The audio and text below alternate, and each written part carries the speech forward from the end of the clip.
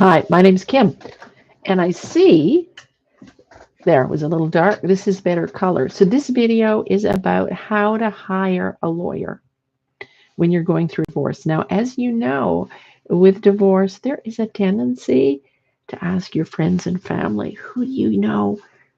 Who did you use? Who's a good divorce lawyer? And then you simply phone that person, and because your family member or friend liked the person, like, or they got good results, you go, okay, well, I will work with this person too, without stopping and doing some work first. And you will know, of course, that a lot of people say, I do not want to work with a lawyer.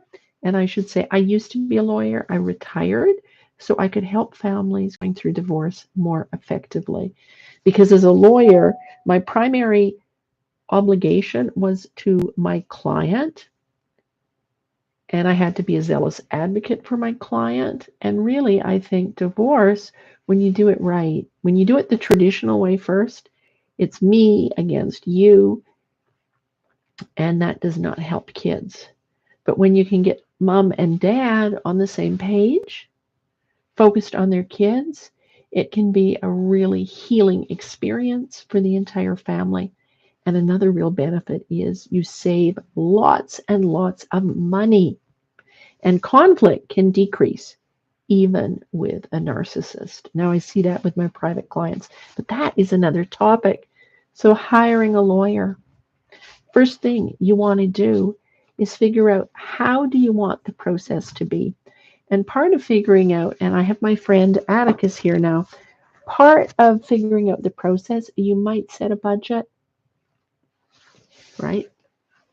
And I mean, if you're prepared to spend $50,000, then yes, hire the lawyer who is known to be a pit bull in court, and and you'll get the results you want. If it's about the kids, and doing things as peacefully, as amicably as possible, you want to research lawyers. Now, likely, and I know when I was a lawyer, somebody would phone me, I would ask about the legal issues, their situation. I would tell them how much money I expected for a retainer, and then we were good to go. But some of those clients didn't like working with me, and I didn't like working with some of them. So I learned, it's actually way less stressful for everybody. People end up more satisfied if you take the time to ask some questions first. And those questions are based on your values. So for example, like I have a blog post, and in the description there is a link to it. And the blog post, there's 6 questions, if you want a peaceful divorce, for you to ask your lawyer. Um, as you can tell, I'm doing this live, all these ums. My cat purring here, and he says I've been in the office too long.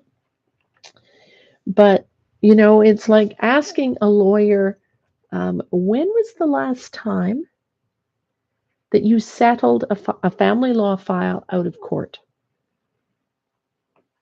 And asking, how much do you bill on the average family law file? Because that will help if you set a budget, right? Of knowing, oh, this is out of my price range, or this works good. Now, I suspect some lawyers will be completely offended by the questions in my questionnaire. And as I say, the link is in the description.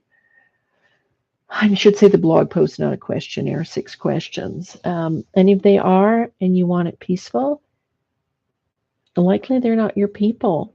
And so you ask the questions of lawyers till you find one who you think, yeah, I can see myself working with this person. And that is a path to get a better result. So what do you think? Does this make sense? This is all I'm going to say tonight. Atticus and I are going to say, we hope you have a really, really great day, and hope you find this useful.